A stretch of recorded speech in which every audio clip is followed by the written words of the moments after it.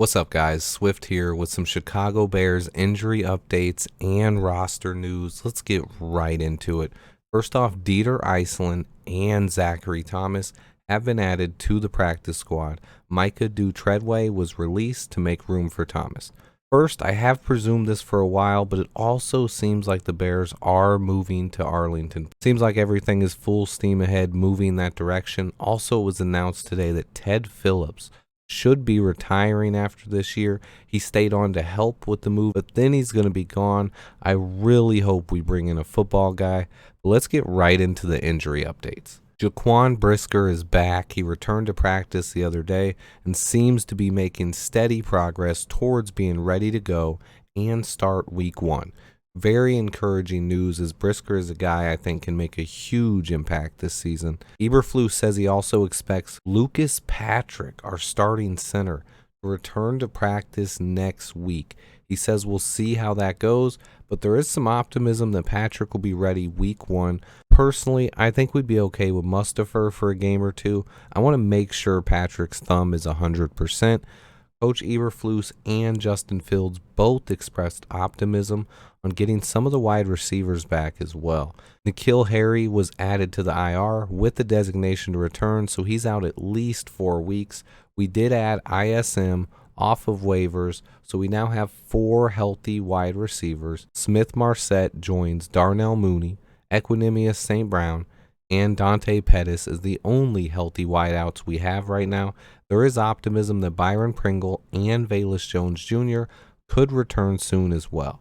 Alex Leatherwood, the only player in NFL history to get drafted in the first round, start 18 games as a rookie, and then get cut. It's actually a wild story. He was selected with the 17th pick overall in the first round last year. Now, a lot of fans are like, how could he be cut after 1 year? Well, we have to remember everything that's happened to the Raiders in the last year. There was the whole debacle with John Gruden, who was fired on October 11th, mid-season of last year. Then the man who drafted Leatherwood, Mike Mayock, was also fired on January 17th of this year. So both the coach and the GM that drafted him are gone. On top of that, he looked awful on tape last year, and I believe the reason for that is he came into the NFL with a lot of technique issues and needed good coaches to help him correct those issues before seeing the field. The Raiders coaching staff didn't do that and just threw him into the fire. He struggled mightily.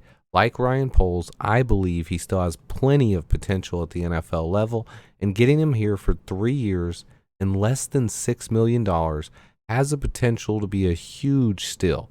Besides athleticism, which Poles loves and Leatherwood has in spades, what has been Ryan Poles' theme of the offseason? Low risk, high reward. Exactly what we're getting with Alex Leatherwood, having to put up $5.8 million guaranteed over 3 seasons for a 23-year-old tackle that tested off the charts in athleticism and man left tackle for Nick Saban and was a first-round pick last year. This is a guy that is just oozing with potential, and Ryan Poles wants our coaches to have a chance at developing him. I think his best fit long-term is left guard or right tackle. He started out at right tackle, and he could even stick there, but I personally think he's better on the left side and would love to see him groomed to take over for Cody Whitehair next season. Armon Watts, defensive tackle who took Kairos Tonga's place on the roster, was a guy who was cut because the Vikings are switching to a 3-4 defense. No way would they have released him if they still ran a 4-3. The Bears, however, do run a 4-3 and were able to capitalize on this. Watts is going to find himself in the defensive line rotation and possibly even end up starting before the year is over. Great pickup here by Ryan Poles, and while we were at it, let's stay on the theme and talk a bit about the other steal that Ryan Poles got from Minnesota, Ihmir Smith-Marsette, or ISM. I did a video on him last night, but I just wanted to touch quickly on where he could fit in. He's a polished route runner with a lot of speed and big hands. He could find himself on the field sooner rather than later. I think if he had a full camp with us, he could be possibly looking at a starting spot. He was in Minnesota for all of camp, though, so he wasn't able to get in any work with Justin Fields. I will say, however, Pointed out by my guy Chicago John on Twitter, our QB1 has been following ISM's Instagram for a while, so it is very possible they know each other or have even worked out in the offseason together.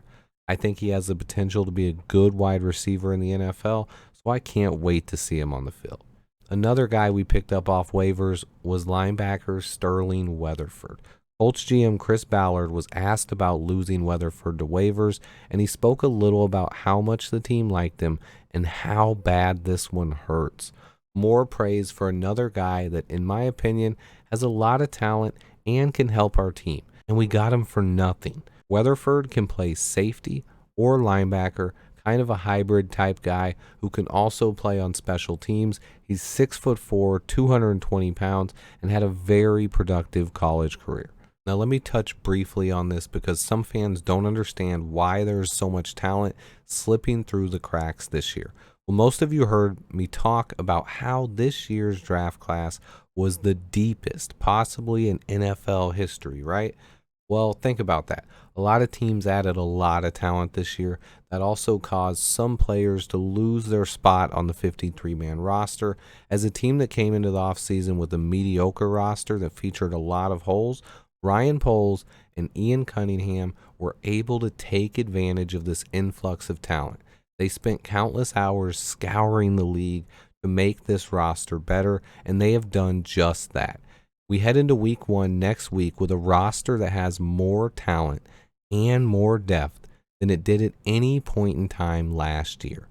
There is some buzz generating after going 3-0 in the preseason, and fans are ready to see what Justin Fields and Luke Getsy could do.